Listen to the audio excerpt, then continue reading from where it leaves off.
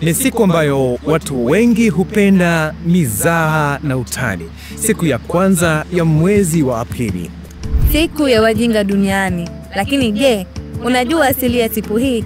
Baadhi ya wanahistoria wanaamini kwamba siku hii ilianza mwaka wa 1582 walipobadili kalenda kutoka Julian hadi Gregorian. Wale waliochelewa kupata habari kuhusu siku hii waliendelea kusherehekea mwaka mpya tarehe mosi Aprili, na hii ilifanywa wao kuitwa kwa mizaha kwa wajinga wa Aprili. Leo watu kote ulimwenguni wanashiriki katika utani na mizaha ya kila aina. Kwa mfano, baadhi ya vyombo vya habari hutangaza habari za uongo za kuchekesha, na marafiki kujaribu kuwakumbaza wenzao kwa taarifa za kubuni.